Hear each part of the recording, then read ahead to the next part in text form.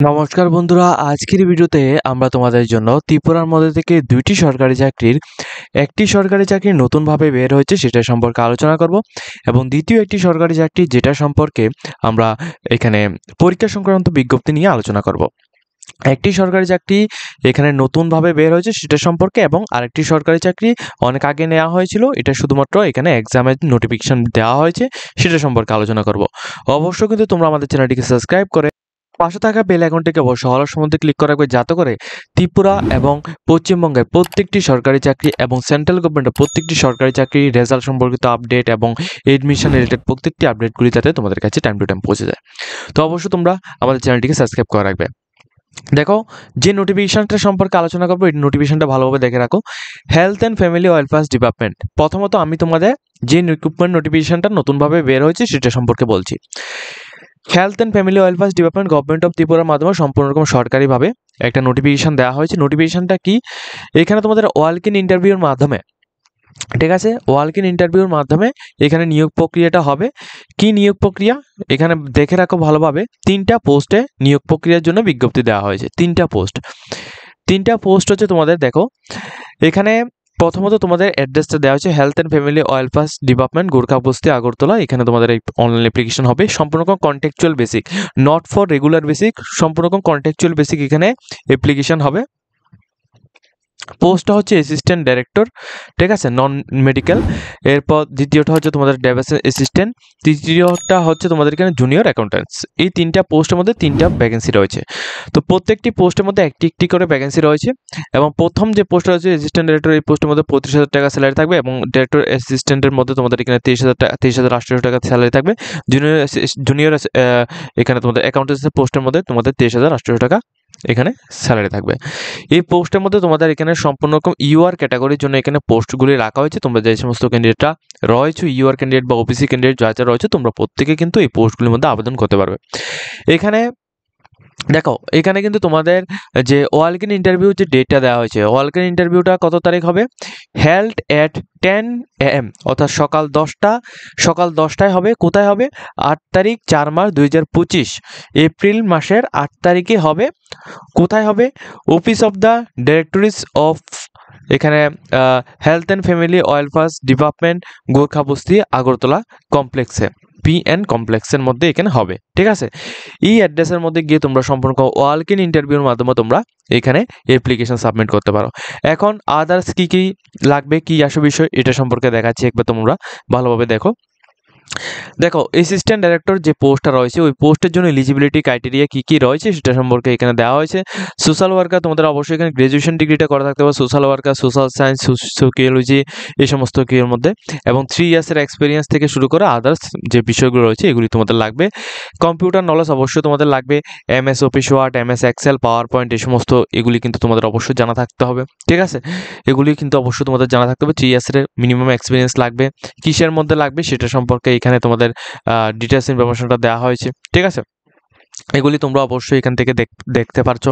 Plus এখানে যে written এক্সামটা হবে এটা কিন্তু তোমাদের এখানে ইংলিশ, হিন্দি এবং লোকাল ল্যাঙ্গুয়েজ বলতে এখানে বেঙ্গলির কথা বোঝানো হয়েছে, ঠিক আছে। তো তোমরা চাইলে এখানে অ্যাপ্লিকেশন করতে পারো এই যে প্রথম পোস্টটা রয়েছে প্রথম পোস্টের মধ্যে।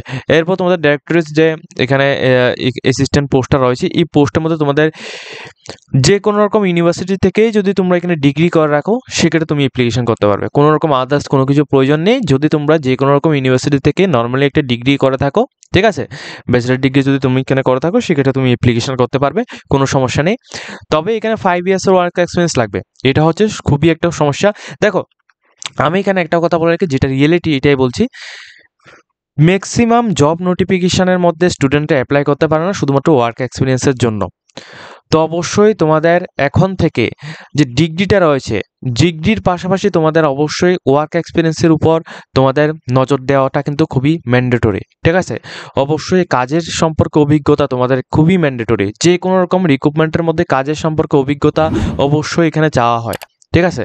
তো এই জন্য কাজের অভিজ্ঞতাটা তোমরা আগে থেকে এটা প্রস্তুতি নিয়ে নেবে, ঠিক আছে, তাহলে তোমরা সমস্ত রিক্রুটমেন্টগুলির মধ্যে তোমরা অ্যাপ্লিকেশন করতে পারবে।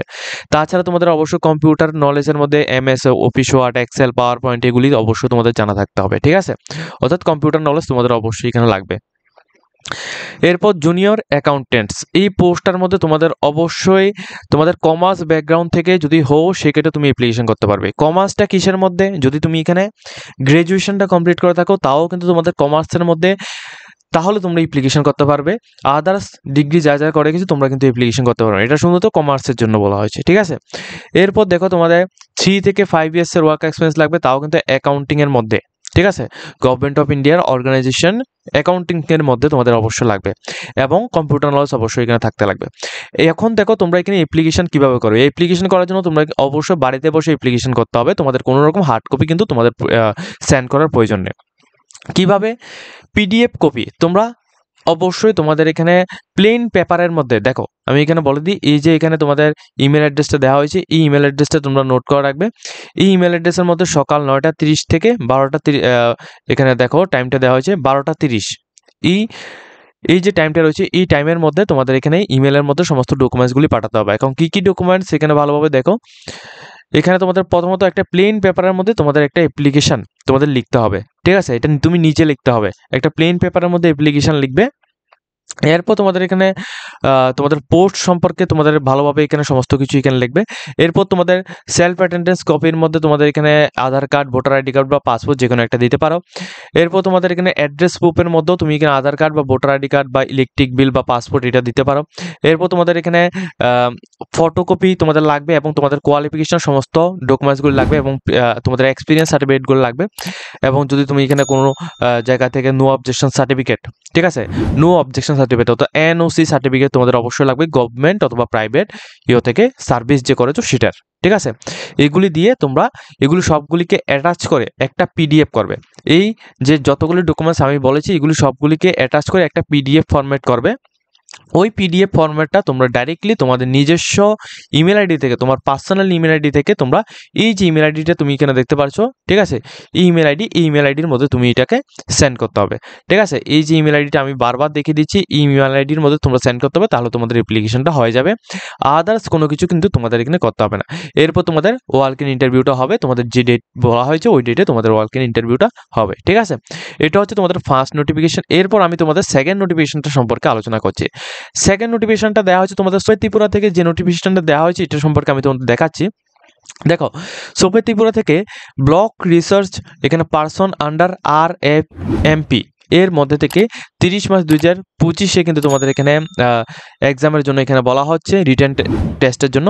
এখন রিটেন টেস্টটা এখানে ভালোভাবে লক্ষ্য করবে, তোমাদের প্রথমত আইটেম নাম্বারটা কি রয়েছে, অর্থাৎ অ্যাপ্লিকেশনের যে অ্যাডভার্টাইজমেন্ট নাম্বার 04/2024-2025 এর 33 নাম্বার পোস্টের নামটা এখানে দেখতে পাচ্ছ। ডেট অফ এক্সামিনেশন 30 তারিখ 3 মার্চ 2025, এই ডেটে তোমাদের হবে। কোথায় হবে,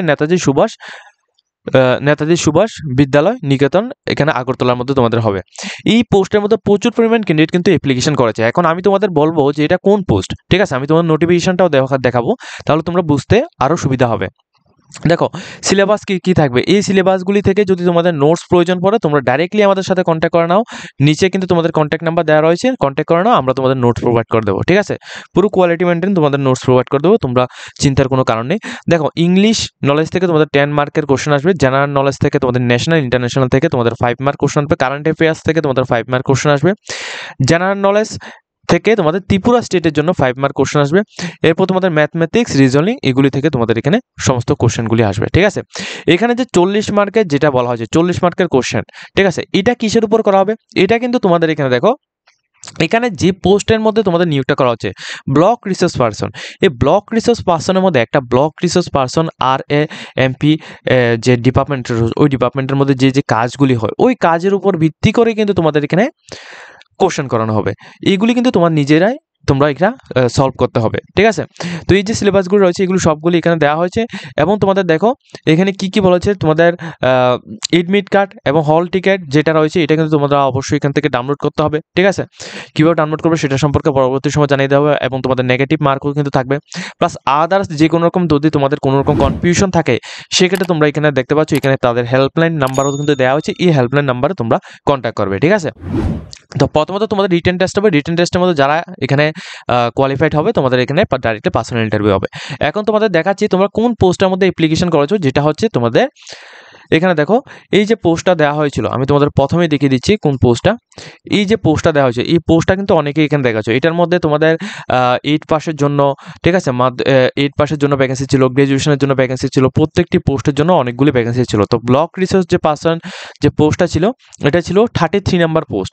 এখন দেখো 33 নাম্বার এই যে পোস্টটা ছিল, এটার মধ্যে অনেক পরিমাণ ক্যান্ডিডেট কিন্তু অ্যাপ্লিকেশন করেছে, আমাদের থেকেও অনেক পরিমাণ ক্যান্ডিডেট এখানে অ্যাপ্লিকেশন করেছে।